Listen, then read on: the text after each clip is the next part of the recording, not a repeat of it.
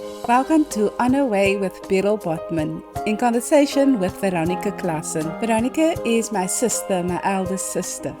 Our conversation will be about her career as a teacher and how she inspired me to become a teacher, and importantly, about the pressures that she had to deal with as the eldest daughter in the family. Please enjoy this conversation.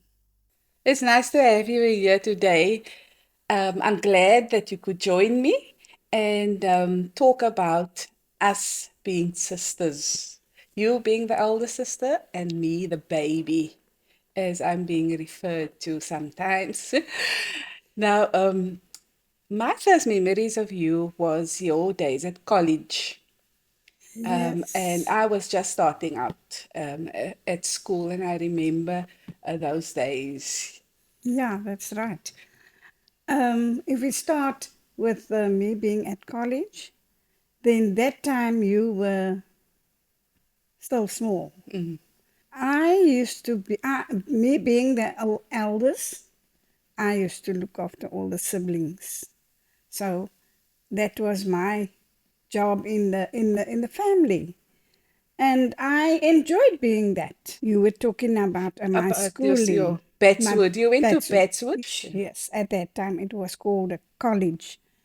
There, I learned about teaching lower primary school classes. I remember the image I have of you. You were all very neatly Dress. dressed, and you had I think it was a skirt and a dark navy blue skirt and a white shirt Shirt. or blouse with a blazer and a cheese cutter. The cheese cutter was the thing that I particularly liked. So as soon as you came back home, I was the one that would fit it and sit in front of the mirror. I really like that. I never even saw that because my time was so that I had to do things.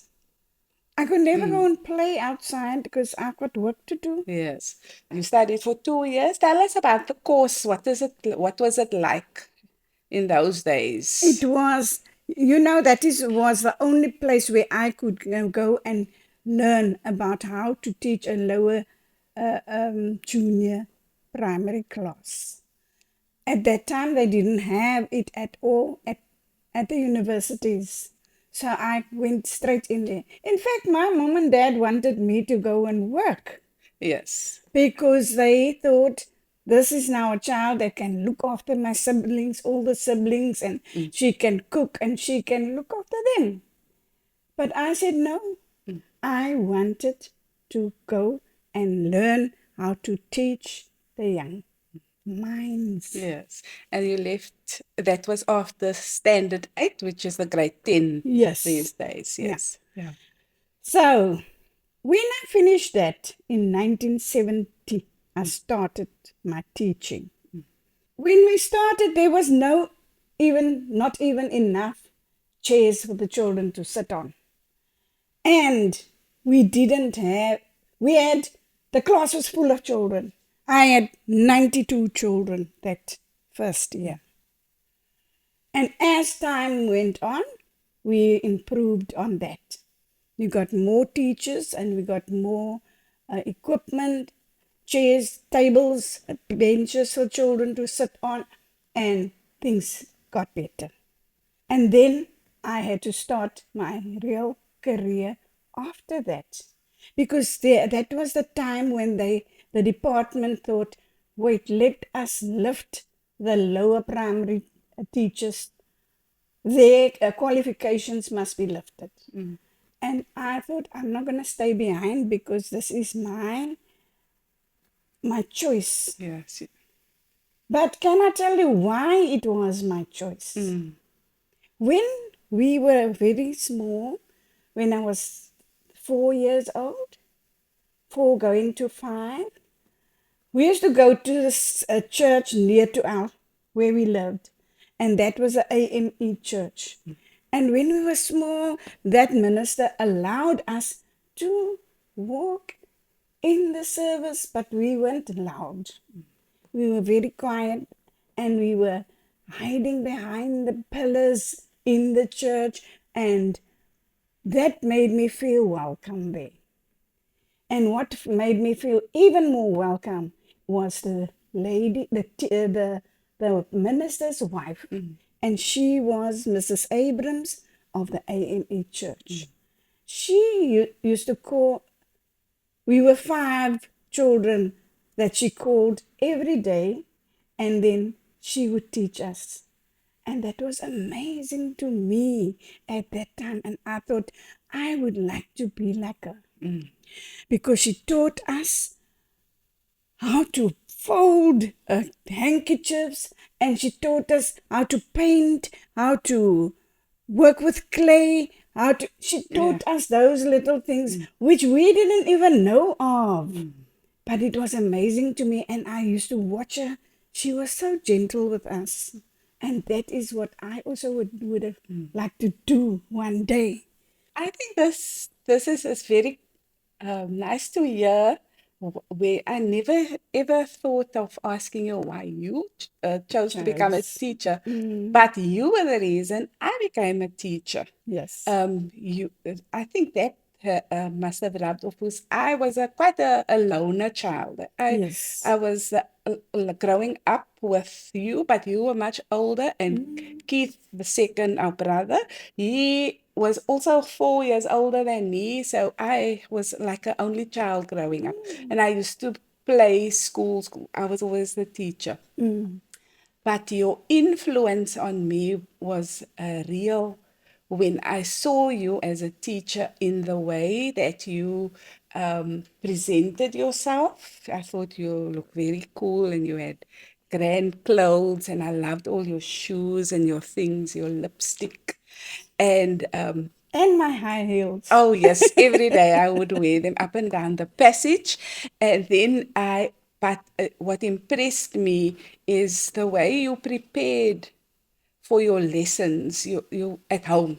You worked hours at home after all your chores and things that you had to do for the family and for us. And the apparatus that you bought with your meager Money. salary that you got. Yes. Tell us what you earned. Do you remember what you earned that time? I earned 29 Rand the first year, A month, yes. a month. Uh, And with that, even with that, I took from that money and bought apparatus Apparatus. because in my mind, I must show this child how to get to the Yes. answer that I need them to have. I remember you had like cards or placards with different um, places, like the shops and the family home. I Yes. remember that. And that impressed me. And when I went for my training, I went to university. City. I did a Yes. degree first and only 1 year of teacher training.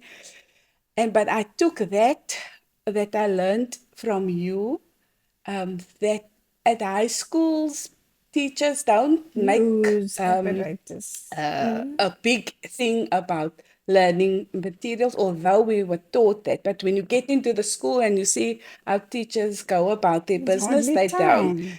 There's time, but they But they just don't don't. do it. And that is what I learned, that I must, for every lesson, there must be learning material, something, a aid that I must use. And I learned that from you, not from my peers. Yes. All of my peers. There were some of You us, know yes. Yeah. what? I used to use my cousins to help me with my apparatus because none of them went to study. All of them went into the uh, um, clothing Industry. industry. So I thought, no, I don't want to be a machinist and this and that. I'm going to stick to what I wanted to do. And even mom and dad couldn't let me stray from there because that is what it was in my mind. And I'm glad I stood by it. Yeah, I'm glad you did, because when I grew up, And I reached standard 8. They wanted me to go and follow in your footsteps. And I had to say, no, I'm going to grade 12. I'm going to matric. Yes. Yeah. So you opened that way. Yeah. And when I thought about it, you could also have gone to university like I did. But as I said, nobody else did that. Yes. And I had to do that alone. Mm, Even though I was doing it alone now with the junior primary, mm, that was my goal. mm. And afterwards, I had to do more studies to get Yeah. level with them. Yeah.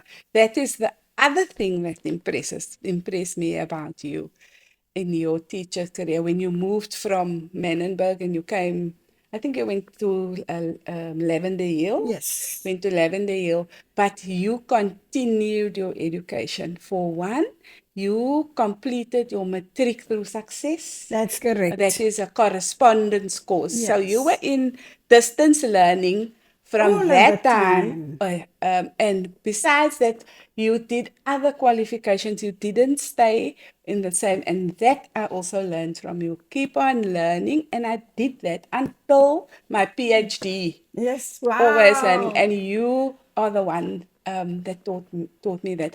So you've done your teacher training and you've done the junior primary training, and then you also did your remedial.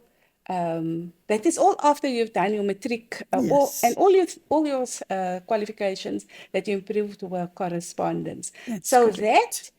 that to me was an inspiration. Just like the responsibilities that you had to take as the eldest sister. And I say that because the brothers don't normally get those responsibility, but you had a lot of responsibility in our family in raising us, Yes. especially the youngest one, Neil. Mm, that is so true. It was a joy for me to do that at that time.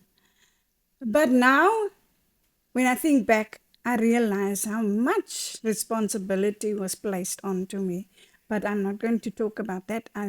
I'm going to say how I try to let you grow up.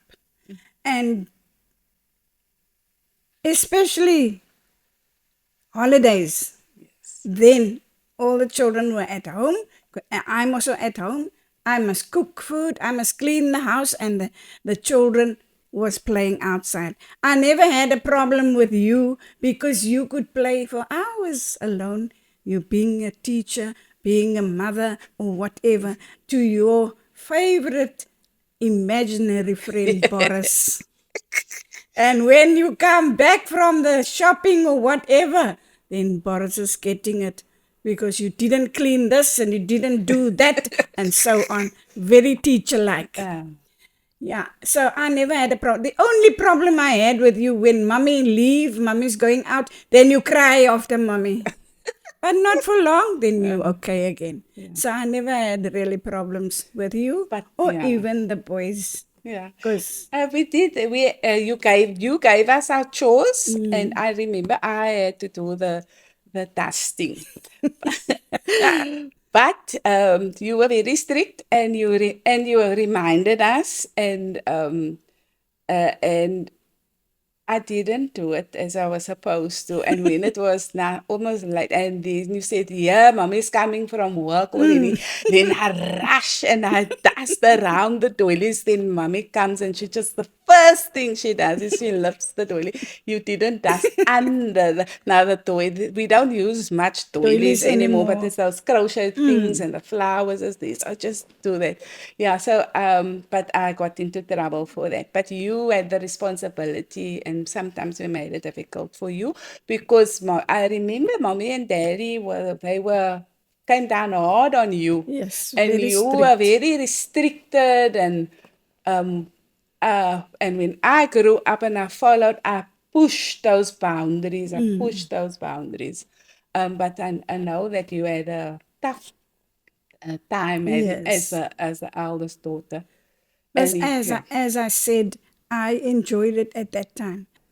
You know, Veronica, you say that you enjoyed it, and I'm sure, and we could feel the love that you had for us. But as an adult now, I know that definitely there was too much responsibility on you. Um, it was hard on you, and you had to do many things while our parents were working. That is so true, Beryl, because I never used to complain. As I said, I did enjoy it. But now, when I'm older, I think that is why I don't even feel like making food. I'm sorry to say it, but it is true. And those in the house must now just go through the motions with me because I had too much of that. Mm, And I thought, that is why I thought maybe I was forced to do it. mm, But because I never said something about it, they just go on because it's easier for them. mm. So you had to cook, you had to clean the whole house, you had to rope us in, you had to see that we do our homework. All while you have your own school work and your work preparations and all of that. So it was a lot of responsibilities that you had, yes. That is so Yeah. true. I said to my people at home that's with me now, they must just bear with me, and they can also cook. They can also make whatever they feel like because I must eat because I am a diabetic. I must look after myself, and they can also look after themselves. So when I don't feel like cooking, they do it. Yeah. So now I retaliate. Mm. I don't have to do it like I had to do it that time. Yes. I can do it when I feel like doing Yeah. it. I remember mommy used to cook on weekends. Weekends, yeah. Yes. During the week, all the weekday meal times you had to do. And she did the washing and she did ironing. And she had a full-time Job. job. Yes. So the four of us, we had to do it, but you had the brunt of all that responsibility for that, yes. So now in retirement, you have retired, but in your retirement, you also kept on teaching. But now that you have stopped all of that in your teaching career, how are you doing? You know, when I stopped teaching and I retired at the age of 66, I thought that the things that I do in church, I'm also going to stop now because they can also learn about those things and how to do it. And I'm not going to stand behind them because nobody stood behind me. I just had to do it. I was the leader of the women's ministry. And it was also nice, like I said. The same thing happened there. Yes. I just had to go on and on Yeah. and on. So in that way, you also Also, went before me in your leadership in the church, and then and I admire you that when you retired, you also said all to all those activities and those yes. responsibilities that you have taken. So in all of these steps, you have gone before me. I am very proud sibling. I am so happy that you are my older sister and that I could learn and emulate so much of what you are in my life. Thank you so much for doing that and being that loving, firm, older sister. Yeah. So I appreciate that also, that the good that you saw in me, that you could also follow it. And you went even further than me because you can. You were free to do it. By that time, I was already married and I was looking after children, doing my schoolwork and all those things. Yes. But you could do it and you went even further. And when we were at the same church, so our children was together and we could go out together and so on. So we saw one another still a Yeah, lot. yes. Thank you so much for coming today. I am so happy that we could talk about this very important role that you have played, not only in my life, but particularly in my life. And I'm thankful for that. Thank you for joining On a Way with Beryl Botman in conversation with my sister, my elder sister, Veronica Klassen, my only sister, Ronica. Walk tall, tell it all. You've been listening to On a Way with Beryl Botman in conversation. My books are available online and from me directly. Follow me on Facebook and Instagram to learn more about my book talks and appearances. Feel free to write to me at beryl.botman60@gmail.com. Thank you for your time.